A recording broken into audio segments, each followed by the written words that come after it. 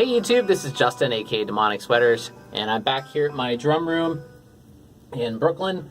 And today I'm doing another little test here.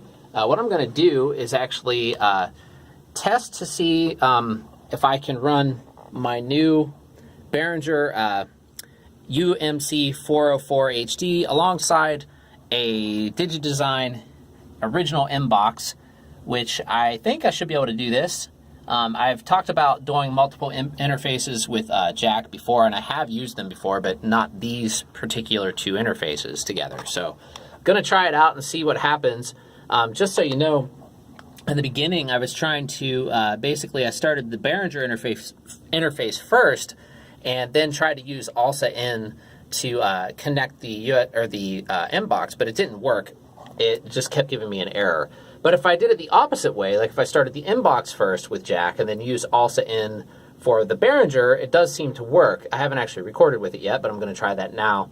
If you don't know how to do this, I made a video about it, so you can check that out. I'll post a link down below or over there in the, the little thingy.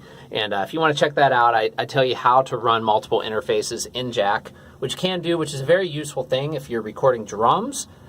Because right now I have one interface has 4 inputs on it, and the other interface has 2 inputs on it, and that gives me 6, which works out perfectly with my drums because I have a 4-piece drum set, and that gives me the ability to mic every single drum as well as have 2 overhead mics. So hopefully this will work, and it sounds good, so I'm going to try it out and we'll see.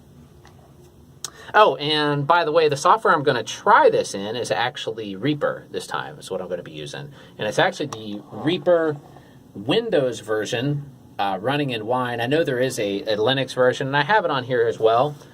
Maybe I should try that. I don't know. I like the Windows version still because I have a lot of Windows plugins, and I know there's ways around that as well where you can use Windows plugins within Linux, but the Windows version runs perfectly in Wine, so I don't really see a reason why not to use it. Honestly, it works really good. So I'm going to try that first, and we'll see how that works. If that doesn't work, then I'll try the Linux version. But here we go.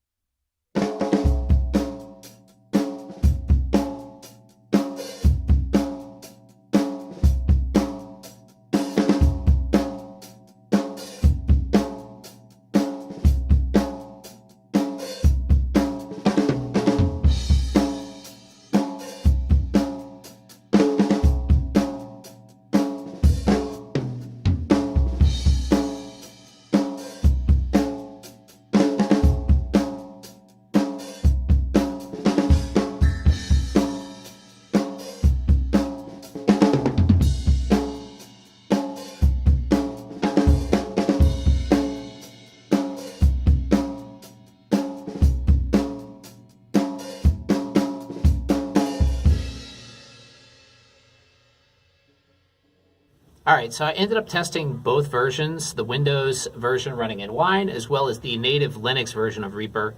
Both of them worked really, really well, but I will say that the native version, I can't hear any delay between the two interfaces at all. Like, it sounds actually 100% perfect, which is amazing.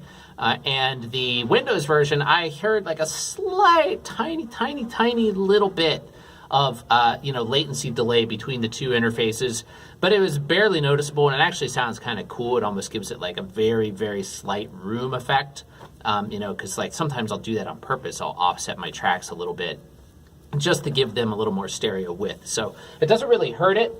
However, I think the Linux version of Reaper is actually working better, personally, and I think it uses so little processing power too, which is really incredible. This is only a Dell. This computer is a Dell 3000. This is the $200 Linux laptop that I made a video about a while ago. Well, it comes with Windows 10, but I reinstalled Linux on it. I have Ubuntu running, and it just has a 32 gigabyte eMMC solid state drive. It's not an SSD. It's one of the kind that are more like a SD card inside.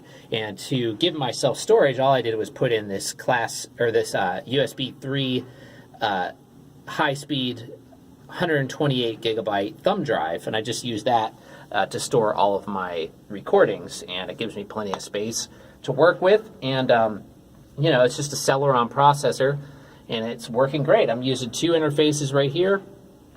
You know, it's starting to get to the point where there's so many great DAWs for Linux now where I'm starting to get like a little bit torn between which one I want to use. Reaper, I think, is really, really good because it has such great MIDI capabilities, and it's just so easy to use. It's just so well thought out and well programmed and lightweight. It's only like, I mean, it's only like 24 megabytes or something, or it's crazy how little this thing is and how much better it is than like 99% of the DAWs out there. The other one I really, really like a lot for recording drums especially is Mixbus, and I've talked about that a lot because it has that, you know, the mixer, the virtual mixer it has does indeed sound really, really good, better I think than any of the others. But man, this is really tough because with Reaper, you have such great MIDI capabilities, and the fact that if you're using the Wine version or if you're using LinVST, you can run Windows plugins in there as well. And you could do that in Mixbus too with LinVST, but MIDI and Mixbus kind of sucks. It's like Ardor, and both of those kind of suck in my opinion for MIDI. But anyway, yeah, so that was that. It's really, really good, and I highly recommend. I know this video wasn't about Reaper, but if you haven't tried Reaper at all, you definitely should. It's one of the best DAWs out there, and I'm not getting paid to say that at all, or they don't even know about me.